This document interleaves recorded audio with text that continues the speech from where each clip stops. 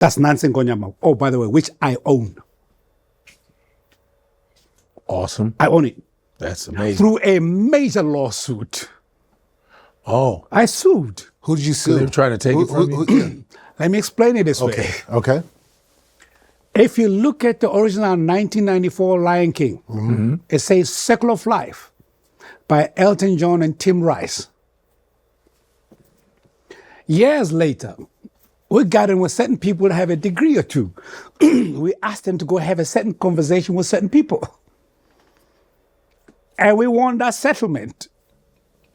Oh. They offered me a lot of money. I said, no, I don't want no money. And I have $200 at the point in my life. Wow. My voice is all over the world.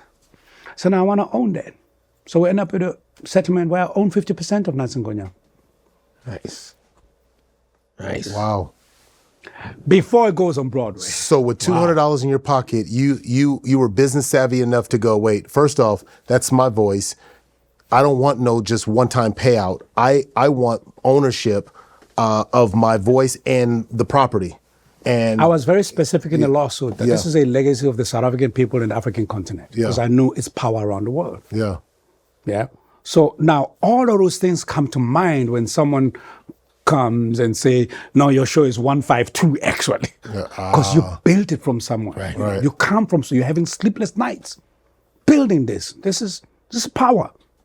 So I digress. Yeah. Right. So now, after all said and done, the definition of $27 million is not based on whether or not I'll get even $1 million. It's establishing the value of this property. The only reaction from everyone, black people, white people, and everybody else to that second trauma is, it is unusual for African content, any kind of content, to be equated with that kind of money. Nobody wants to accept that. Even for the Lion King. So that creates shock. It says, oh, this big guy is, wanting to destroy a career of, no, I don't want $1 million from this, but I don't want $1 from him. I just sat with my lawyers and established the value of this thing. It's $27 million because symbolically, I created that in order to associate it with Nelson Mandela, 27 years in prison. Oh. Wow.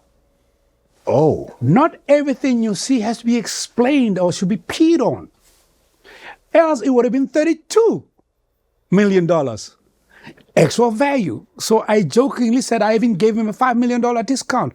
It was to establish the value. The court tomorrow can say... Because the 32 years would be the $1 million a year. A year. And it's saying, but because symbolically of what Nelson Mandela has done for South Africa... What inspired me to write the lyric at that time. All right, gotcha. So when Seth Rogen and Billy... what's his name? Yeah, I love that part. Yeah. When you saw that video... Did you see the video of them? Yeah, I saw it. You posted it. What do you mean? No, someone sent it to me. And I was like, what's this? No, and I said, what, did you know when they did that? Were they on the line? Didn't they do something on there? I don't know. No. They did voices or something? Yes. Okay. So when they did that, because it's almost, what's weird, I remember I was doing this, oh my God, it's a lie. But then you see Seth Rogen. They did the same exact thing I did. But this was before me. I'm just saying, he was like, oh my God, it's a lie. Remember he did that? So did you know about that? Let's break it down. Okay, break it down. You don't know how to break it down. First of all, what's the video again? Now? What? Okay. The reporter asks the question after making a commentary or two, right? Yeah. Let me establish this. The reporter is not a composer. So if whatever you get on Google, whatever you get everywhere else, it's not a composer. That's one. Yeah. Two, and most important to you, my brother, because you posted this, the first answer to the question, do you know what this means? The first answer is no. That's what Seth says. Yeah, he goes, no, I don't know. Yeah. I don't know it. It starts there and ends there. Now, if you are emotional, as you were, aroused by this brother, you're not, or your team or your researchers are not articulating this thing properly, because that's now spreading misinformation. Question is asked, do you know what this is, Seth? The answer is no. And then she says, Wait. Okay. I'm coming there. Okay. Let's juxtapose now. Lemo, do you know what this means? Yes. Starts and ends there. Because now what happens?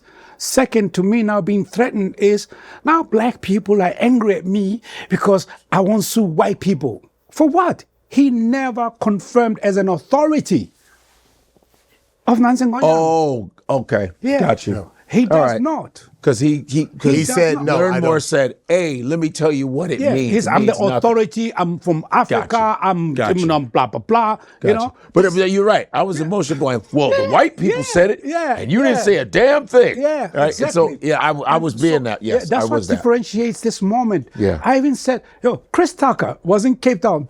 I laughed at it. For 30 years, this has been done. This is the first time someone misrepresents as the authority.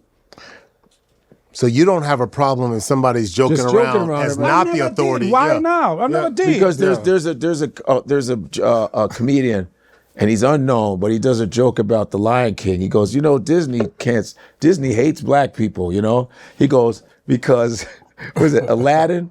They actually had people in it. They had people in Aladdin. I like the toothpick in this joint. They said Mulan had Asian people, right? Everybody had people. And they said, well, what about Africa? Nope.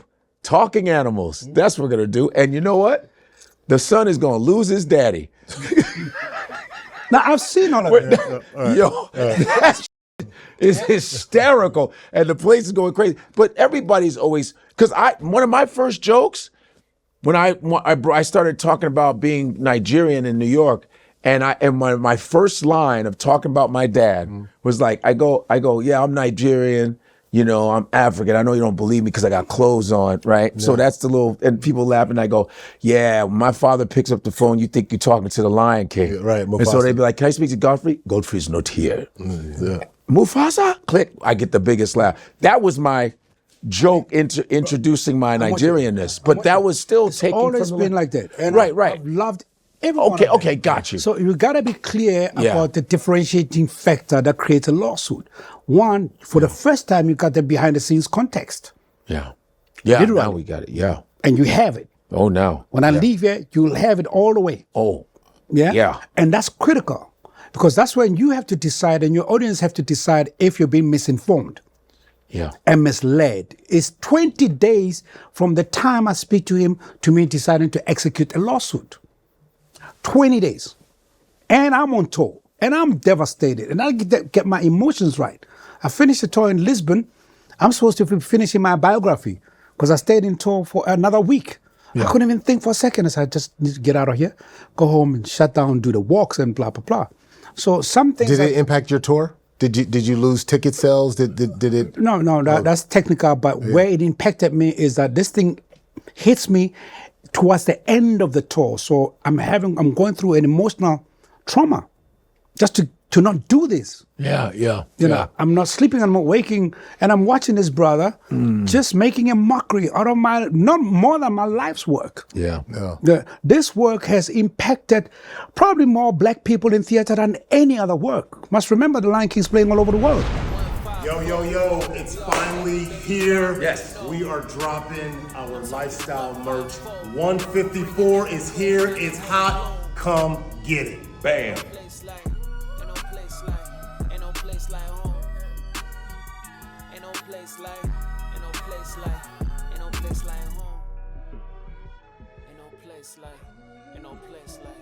Ain't no place like home.